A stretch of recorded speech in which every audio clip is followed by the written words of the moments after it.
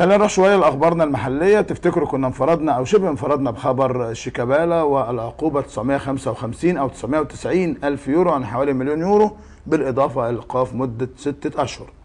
لسه في مشكله في 6 شهور، هل ال6 شهور دول هيبقى منهم الشهرين اللي توقفهم شيكابالا قبل كده ولا لا؟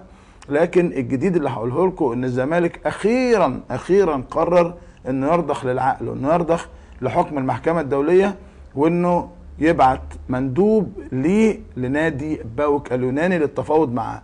هيدفع له المليون يورو، هيقول له خد المليون يورو كاش دون تقسيط وخلصني وفك لي الوقف عن شيكابالا. تنازل، لو تنازل نادي باوك خلاص مش هيبقى فيه ايقاف عن شيكابالا، لو لم يتنازل باوك هياخد ال 990 الف يورو وبرضه شيكابالا هيتوقف 6 شهور. نرجع مرجوعنا بقى، نتكلم على حسني عبد ربه، نتكلم على عمرو زكي، نتكلم على شيكابالا، نتكلم على ثقافه اللاعب المصري. ليه ده بيحصل في مصر؟ ليه ما شفناش لعيب في اوروبا بيتوقف؟ ليه ما شفناش وكيل لاعبين بيضللهم؟ ليه ما شفناش وكيل لاعبين ما بيفهمش في عالم الاحتراف والعقود و ازمه كبيره جدا جدا جدا بيعيشها لعبتنا لقله الثقافه، وايضا مدربينا عليهم دور في هذا الموضوع.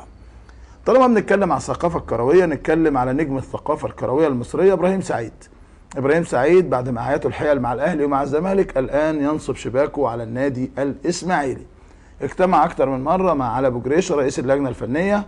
علي ابو جريشه غير متحمس لضم ابراهيم سعيد، لكنه بيؤكد ويصمم انه قادر على صنع تاريخ جديد مع النادي الاسماعيلي، وجماهير الاسماعيلي في انتظار ابراهيم سعيد لاستقباله بالطبول والزفه والمزمار والافراح. مين زينا؟ ابراهيم سعيد عندنا، وبعد اسبوعين هيلا وهيلا هنمشي ابراهيم سعيد الليله.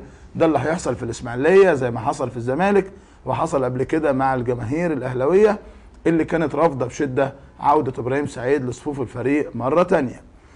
نروح برضو لعصام الحضري حارس مرمى منتخبنا الوطني، وحديث غير عادي لكريستيان قسطنطين رئيس النادي السويسري اللي بيقول لم ادخل من الباب، لم ادخل من الشباك ولكني دخلت الباب. ولكن قال حديث معظمه اهانه لعصام الحضري، قال ما يزيدش على 400 الف دولار، وان المحكمه الدوليه مش هتحكم باكتر من 200 الف دولار للحضري. ما تنسوش ان كبير في السن، وان عصام يعني ما خلاص الامر بالنسبه له انتهى، وكان لابد الاهلي يكرمه وانه يمشيه، وساب الشعبيه هنا لكن عندنا في الفلوس. وقال ان عصام الحضري ما كانش بياخد فلوس في النادي الاهلي، عندنا بياخد فلوس ومستمتع وحياته عندنا افضل من النادي الاهلي 100 مره.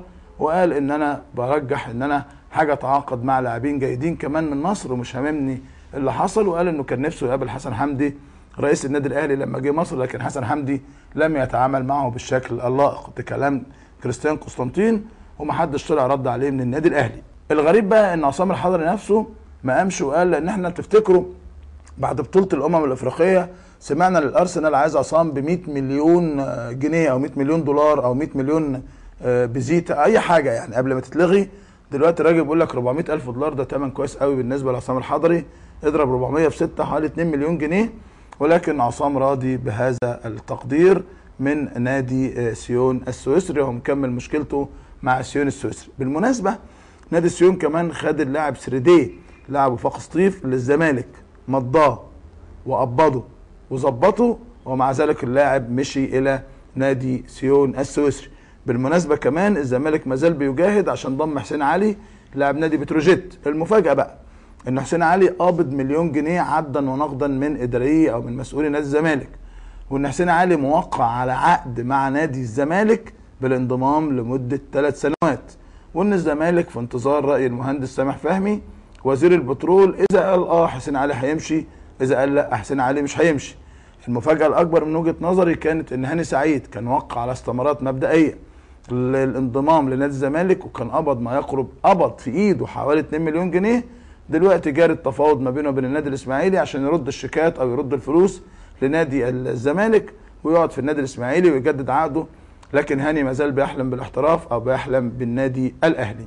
اخر اخباري من النادي الاهلي من معسكره في المانيا، حقيقه محافظ المقاطعه اللي النادي الاهلي قاعد فيها طلب ان يزور الفرقه ويحييها ويهنيها، كانت لفته طريفه جدا منه. والاهلي بيبدا مباراه الوديه مع احد انديه الهواه، ثم مباريات متدرجه لحد ما يلعب مع نادي باير ليفركوزن ويختتم معسكره مع نادي روما.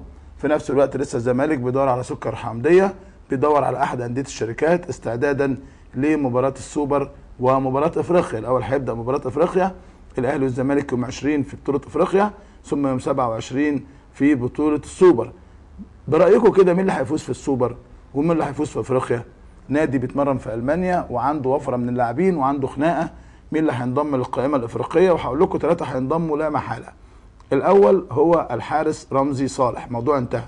الثاني هو المدافع وائل جمعه، موضوع انتهى. الثالث هو احمد حسن كابتن منتخب مصر، موضوع انتهى.